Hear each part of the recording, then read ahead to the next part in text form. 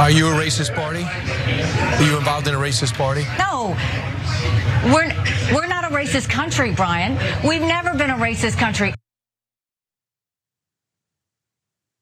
Come on, Nikki. Like, listen, you want to say, no, we've conquered racism and everything's fine today. I would disagree with that, but it wouldn't be as ridiculous as saying we've never been a racist. We had slavery. Like we've had issues. John, what is she doing? Yeah, but you're implying that slavery had like a racial component. And she doesn't grant you that. We had segregation. And then the Jim Crow era. Like, but what about race though? Yeah, no, it's utterly nonsensical. What I love is, I love the like almost sickly sweet irony of her saying, we're not a racist country, as she says all of those words specifically to not turn off the racists that she knows she needs to vote for her. Like, she wouldn't have to say these ridiculous things if she hadn't internalized that the base of her party has some really regressive views on race. You know, look, there have been some particular stories in the news cycle over the last few months that have led to eye rolls. And I'm sure I'm gonna upset people when I say this, but like, I'll give you an example of something that I've got no interest in and I think it's ridiculous. Like renaming birds because birds were named by racists. Just leave the bird names alone, okay? Let's actually conquer real racism. But anyway, so like, if that was the topic of discussion and she disagreed that bird names are racist, we're having a conversation. Maybe we have a back and forth, maybe we have a debate. But the idea that this has never been a racist country is just so obviously incorrect, inaccurate, and ridiculous. And she said that, by the way, on the same day that the Babylon Bee, which is a satirical, like right-wing publication, it's like the right-wing version of The Onion, got some backlash for posting a parody article about Haley's former competitor, Vivek Ramaswamy. So you're seeing the tweet or the X post in question. Trump promises Vivek an administration position running the White House 7-Eleven. We've got some excerpts from the piece and also some backlash from conservatives in regard to the Babylon Bee's post here. But initial thoughts on it, John? Yeah, on the Ramaswamy thing.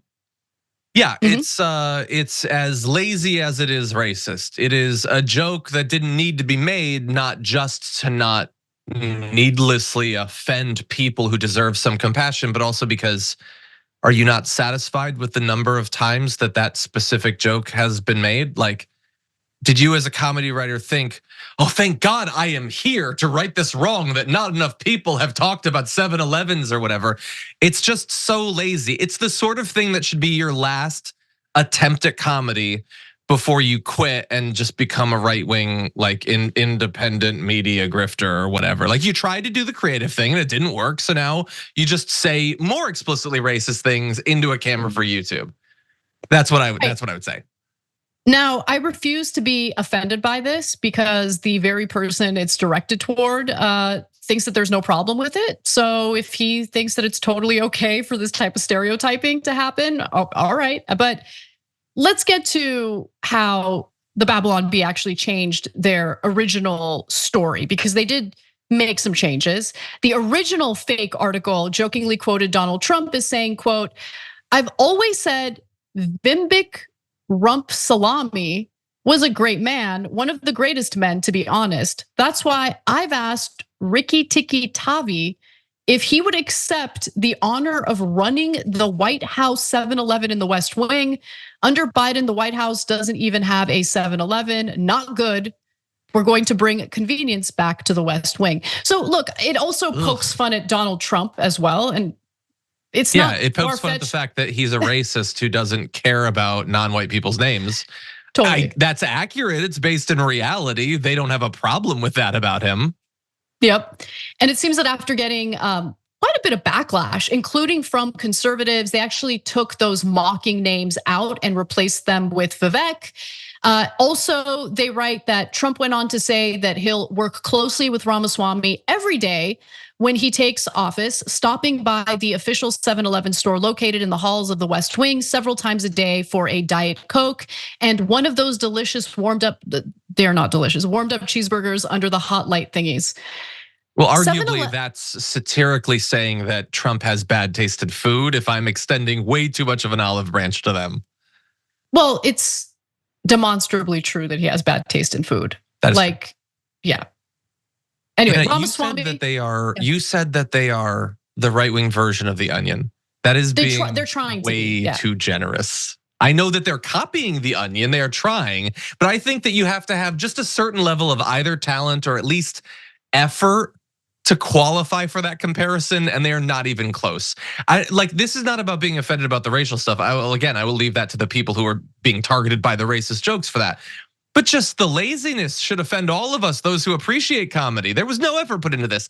This is a place where AI should take their jobs because AI would at least try. The humans in this case have given up, and so it's time for robots to take over. My God.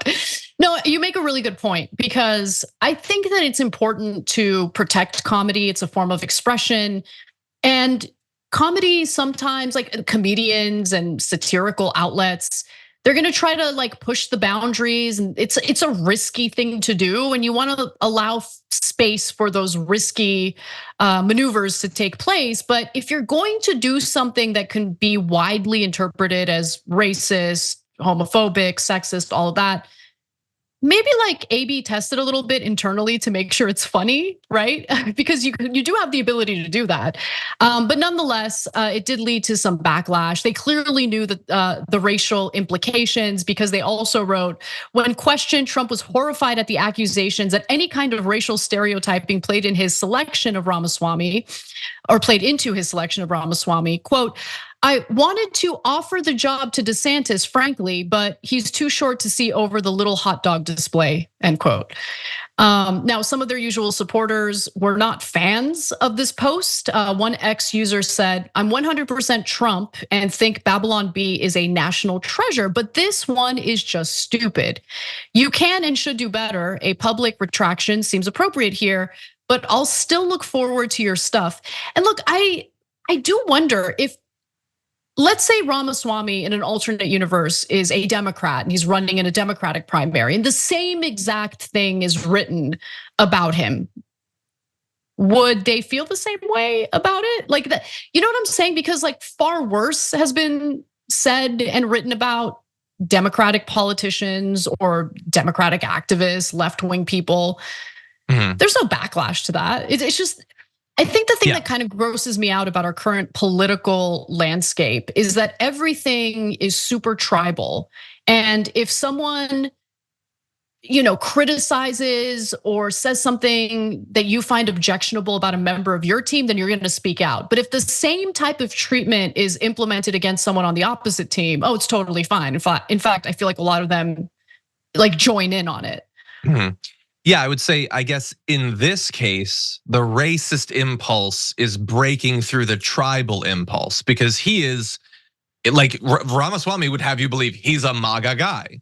So he should be in that bubble of protection from the tribal, impulse. So to pierce that, you have to be a racist and say, I don't care how much you say all the right conspiracy theories, and that's great. But I've seen your skin, so screw you. I mean, that's really, we have the clash between the tribalism and the racism. Now, as you point out, there are some conservatives who appear to not be interested in this. So that is a sign of, I guess, growth. It wasn't enough for the Babylon Bee. What I love is this is a reminder, and obviously Ramaswamy is going to continue to be like, no, this doesn't offend me. I think it's totally cool that people on my side see me purely through a racial lens or whatever. But it's a reminder that there is nothing that you can do that is going to win over these people. He got a great education. He's clearly an intelligent person. He is, I believe, a self-made, incredibly wealthy person who decided to turn his back on his prior liberal democratic ways to become a hardcore MAGA conspiracy theorist who yells all the January 6th and COVID conspiracies and climate change is made up. He says all the right stuff. He campaigned as an advocate for Donald Trump, dropped out and endorsed Donald Trump, you own a 7-Eleven. Like after all that stuff, you are still, no, you go work in a 7-Eleven. That's the thing that you get to do. My community, we're great. We can do all sorts of things. We have boundless potential. But you, regardless of everything that you've done, you work in a 7-Eleven. It was just wasted effort for a life. You know, I choose to focus on the silver linings in this story. So, namely the fact that there is a distinction among the more racist faction of the Republican voting base and those who find this kind of stuff objectionable. And they deserve some credit for speaking out against this. So the Blaze host, Steve Deese, who I'm sure I disagree with on most things, called the joke one of the most brutal headlines these guys have ever done, while conservative cartoonist George Alexopoulos reacted simply, yikes. And you mentioned that Vivek and didn't really seem to have a problem with this in response to Matt Walsh tweeting, check the comments to see conservatives actually offended by this joke. Absolutely pathetic. I guarantee Vivek Ramaswamy is not in the slightest bit offended. You guys really don't need to be his white knight to protect him from Babylon Bee headlines. He'll be okay, I promise. And Vivek responded with, I'm a survivor, with a laughing emoji. But I actually wanna end with a video because Vivek himself said that he doesn't think that systemic racism has been an issue since the 1800s and that there are no white supremacists in the country at all, which I think is a ridiculous thing to say. I do think that, in an effort to drum up support for Democratic candidates, there's this effort to make it appear as though like white supremacy is super prevalent and everyone's a white supremacist. Like, I do think it's overplayed, but to say that there's no white supremacists in the country is ridiculous. Like Nick Fuentes is a self-avowed white supremacist. Like there are white supremacists in the country. But once again, his own side proved him wrong because in a recent episode of Sarah Longwell's podcast, The Focus Group, one Iowa voter explained why he was reluctant to support Vivek Ramaswamy. Let's watch. I'm sorry, I'm not being prejudiced, guys, but I don't like his name. I don't like where he came from. After 9/11, I still harbor a lot of hard feelings about that. Vivek Ramaswamy he's Indian. He's not Muslim. And Jesus Christ.